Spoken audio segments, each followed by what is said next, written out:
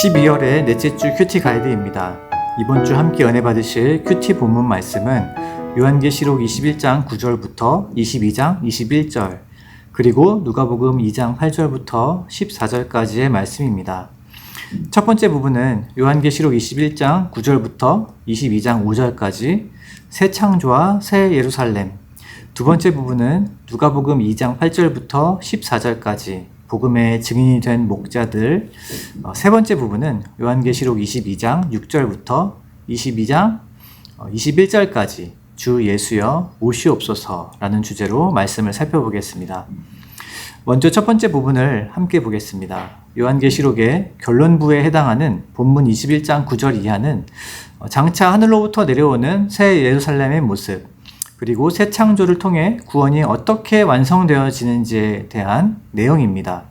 특히나 22장 1절부터 5절까지의 본문은 마치 창세기 2장에 기록된 천지 창조의 장면을 떠올리게 하기도 합니다.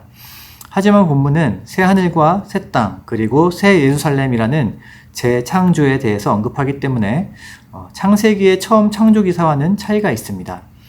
성도 여러분, 그렇다면 본문이 말하는 새 창조란 무엇을 뜻하는 것입니까? 본문에서 새롭게 한다는 것은 기존의 것을 모두 다 제거하고 새로 만든다는 것이 아니라 갱신한다는 것입니다. 이미 존재하는 것을 새롭게 한다는 의미입니다. 성경과 복음은 하나님께서 처음 창조하신 것들을 타락 이전의 원래의 모습대로 아름답고 완전하게 하는 의미로서의 새 창조를 말씀하십니다. 사도 바울은 고린도후서 5장 17절에서 구원받은 신자의 상태를 뉴 크리에이션, 즉 새로운 피조물이라고 하는데요. 여기서 신자가 새로운 피조물이 되었다는 것은 이미 있던 존재를 없애고 새로 만든다는 것이 아닙니다. 타락 이전의 원래의 모습대로 처음 창조의 때와 같이 회복되는 것을 의미합니다.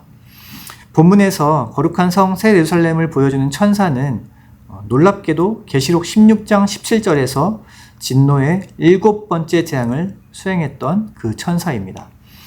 이처럼 요한계시록은 정말 심판에 초점이 맞춰져 있는 것처럼 보이지만 궁극적으로는 새 창조에 초점이 맞춰져 있습니다.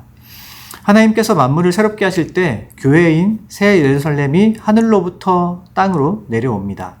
이것은 하늘에 존재하는 동시에 세상에 존재하는 교회의 이중성이 이제는 사라지게 된다는 것을 의미합니다. 새 예루살렘인 교회는 이제 더 이상 세상에서 치열하게 전투하는 공동체가 아니라 모든 싸움을 마치고 주와 함께 왕노릇하는 천상의 공동체로서 존재하게 되는 것입니다. 11절 이하에는 새 예루살렘 성의 외곽을 묘사하고 있는데요. 12절부터 14절은 성의 대문과 기초, 15절부터 17절은 성의 크기, 그리고 18절에서 21절은 성의 건축 재료를 말하고 있습니다. 성의 기초석은 그 이름만 들어서는 제대로 알 수 없는 12개의 각색 보석으로 꾸며져 있고 12문은 진주로 되어 있습니다. 이러한 설명만 듣고서 천국을 상상하는 것은 쉽지 않습니다. 그렇기 때문에 본문에 나타난 새 예루살렘 성에 대한 자세한 설명은 아이러니하게도 그 실체를 다 보여주지는 못합니다. 초대교회의 교부이자 신학자였던 니사의 그레고리는 모세의 생애라는 그의 책에서 보지 못함으로 보는 것이 있고 알지 못함으로 아는 것이 있다라고 말하였는데요. 본문에서 새 예루살렘에 대한 사도 요한의 묘사가 이와 같습니다. 여러 가지 각색 보석과 진주를 통해서 천국을 보여주는 것 같지만 오히려 다 볼 수 없고 알게 해주는 것 같지만 오히려 더 알지 못하게 합니다. 이렇게 여러 가지 보석으로 자세하게 설명하려고 묘사해 보려고 하지만 그렇게 하면 할수록 더욱 알 수 없음을 느끼게 되는 것이죠. 사도 요한이 바라본 천국에 대한 환상은 천국에 대해 보여줬지만 보지 못함을 주었고 그로 인해서 더 사모하게 하는 일종의 수사적인 표현법이라고 할 수 있겠습니다. 그 이유는 성도들로 하여금 종말론적인 소망을 가지고 이 땅이 아닌 하늘에 있는 더 나은 본향을 사모하도록 하기 위함입니다. 그리고 그 무엇보다도 본문의 중심 주제는 바로 성전 되시는 하나님과 어린 양 예수 그리스도입니다. 영광스러운 그곳에는 우리의 인생의 모든 슬픔과 고통을 아시고 모든 눈에서 눈물을 닦아주시는 예수님이 계십니다. 우리는 사랑하는 이들과의 이별로 인한 그 아픔을 평생 가지고 살아갑니다. 그래서 언젠가 천국에 가서 다시 만날 날을 꿈꾸죠. 물론 주 안에서 세상을 떠난 성도들과 다시 만나겠지만 더 중요한 것은 하나님과 어린 양 예수 그리스도께서 성전이 되신다는 사실입니다. 사실 새 예루살렘 성이 어떠한 보석으로 꾸며져 있는지는 별로 중요하지 않습니다. 우리를 사랑하셔서 자기 몸을 내어주신 주 예수께서 그곳에 계시기 때문에 성도는 천국을 사모해야 하는 것이죠. 다시는 밤이 없고 해와 달의 비침도 쓸데가 없는 영광스러운 그곳에서 우리는 영원토록 그분을 기뻐하며 섬기게 될 것입니다. 세상의 조명으로는 밝힐 수 없는 어두운 세상을 살아가는 우리에게 성경의 이 진리가 소망이 되어 하나님 앞에서 신실한 성도의 삶으로 살아갈 수 있게 되기를 바랍니다. 다음 두 번째 부분, 누가복음 2장 8절부터 14절까지 성탄절 큐티 본문을 살펴보겠습니다. 누가복음 2장은 아기 예수님의 탄생과 어린 시절의 내용이 기록되어 있습니다. 예수님 당시 유대와 예루살렘은 로마의 지배 가운데 있었습니다. 로마 황제 아구스도가 신의 아들로 간주되던 그 시대에 예수님께서는 동정녀의 몸을 통해 육신을 입고 하나님의 아들로 태어나셨습니다. 누가복음은 마태복음과는 달리 예수께서 사람이 되신 일에 대해 천사들이 소식을 알리고 있어요. 누가복음 1장에서는 가브리엘이 사가랴와 마리아에게 나타났는데 오늘 본문에서는 천사가 목자들에게 나타났습니다. 이미 잘 아시는 바와 같이 당시 목자들은 아주 천대받는 사람들이었습니다. 한 곳에 정착하지 못하고 떠돌아다녔던 목자들은 때때로 도둑으로 오해받기도 했고 법정에서는 증인으로 인정받지도 못했습니다. 세상 사람들은 그들의 말에 신빙성이 떨어진다고 여겼어요. 그런데 하나님께서는 역설적으로 세상의 정사와 권세를 가진 통치자들이 아니라 이처럼 소외받고 천대받는 목자들에게 기쁜 소식을 전해주고 계신 것입니다. 이어지는 16절과 17절에도 보면 목자들은 다윗의 동네에 구주가 나셨다는 천사의 말을 믿고 베들레헴으로 달려가 마리아와 요셉과 구유에 누인 아기를 방문합니다. 이 천대와 멸시를 받던 목자들은 법정에서는 증인으로 인정받지 못했지만 그들은 예수님 탄생의 증인으로 초대를 받아요. 그리고 로마 황제인 가이사 아구스도는 이 복된 소식의 증인에서 배제가 됩니다. 사랑하는 성도 여러분, 복음의 기쁜 소식이 오늘날 우리에게까지 전파되었다는 사실이 의미하는 것은 무엇입니까? 그것은 목자들과 같이 세상에 내세울 만한 것이 없고 출신이나 말과 언변이 부족하여 사람들에게 인정받지 못한다고 할지라도 하나님께서 그 아들을 보내사 저와 여러분을 구원하시고 그리스도의 탄생의 증인으로 초대하셨다는 것을 의미합니다. 복음을 전하는 것은 이 증인의 삶은 일부 성도들만의 책임이 아니라 구원받는 모든 자들이 누릴 특권인 것입니다. 복음을 받은 사람들, 오직 구원을 받은 사람만이 복음을 전할 수 있기 때문에 전도는 특권입니다. 대림절 마지막 한 주를 보내면서 하나님께는 영광을 돌리고 이웃과는 평화를 누리고 세상의 모든 이들에게 미칠 기쁨의 좋은 소식의 증인으로 살아가는 저와 여러분의 삶이 되기를 축복합니다. 이제 마지막 세 번째 부분인 계시록 22장 6절부터 21절까지 부분을 살펴보겠습니다. 이제 계시록의 마지막 결론 부분입니다. 잠시 요한계시록의 긴 여정을 정리해 보면 좋겠습니다.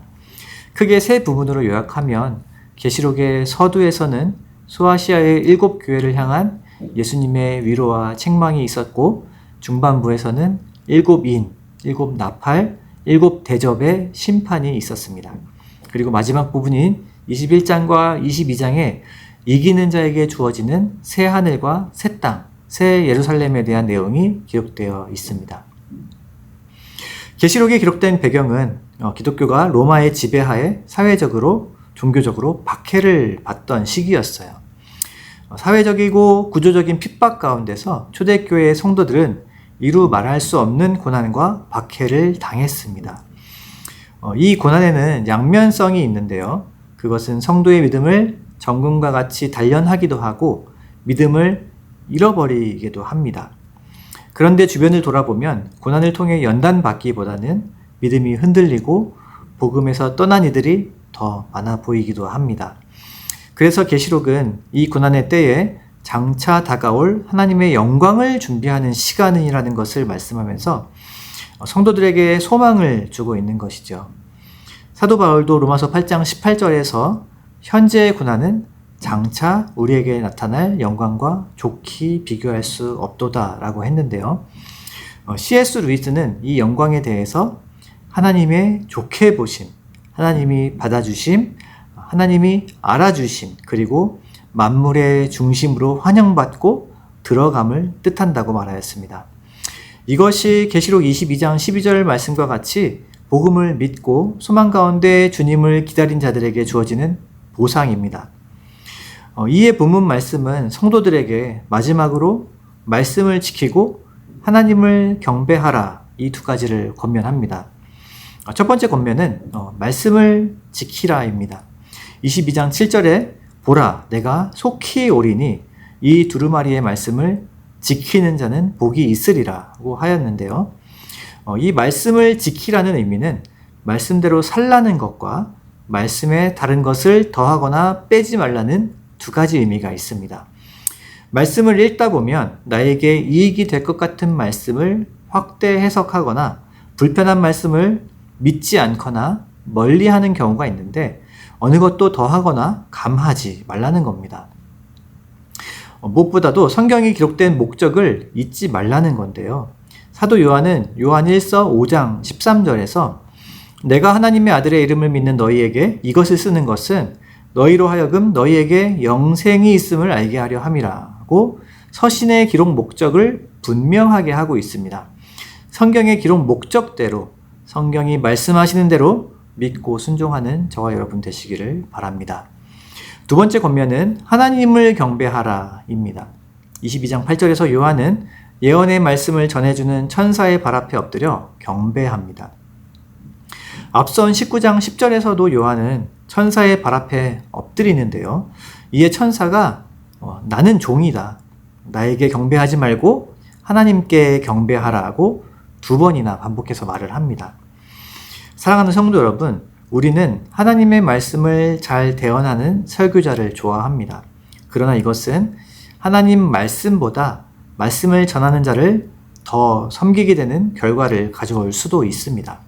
이런 일이 얼마나 비일비재하게 일어났는지 천사는 두 번이나 메신저를 경배하지 말고 하나님을 경배하라고 당부합니다. 이렇게 하는 것은 설교자를 시험에 빠뜨릴 수 있고 성도들 역시 미혹될 수 있기 때문에 그렇습니다. 우상 숭배에는 여러 가지 모양이 있지만 주의 종들에 대한 지나친 애착은 또 다른 우상 숭배의 형태로 성도들을 넘어지게 할 수 있음을 반드시 기억해야 하겠습니다. 이제 결론을 맺겠습니다. 요한계시록의 말씀은 하나님의 주권과 공의가 구원과 심판을 통해서 어떻게 드러나게 될 것인지에 대해서 말씀하였습니다. 하늘로 승천하신 주님께서 그 모습 그대로 다시 오시면 모든 것이 말씀대로 이루어질 것입니다. 사랑하는 성도 여러분, 주님께서 오고 계십니다. 우리 주님께서 곧 도착하실 것입니다.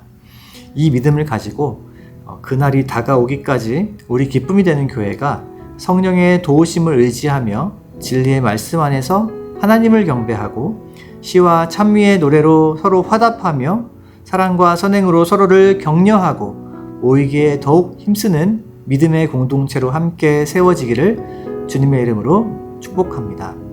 한 주간 주신 말씀을 붙들고 더 깊은 기도의 자리에서 하나님과 교제하며 가정과 교회, 나라와 열방을 위해서 함께 중보해 주시기를 바랍니다. 감사합니다.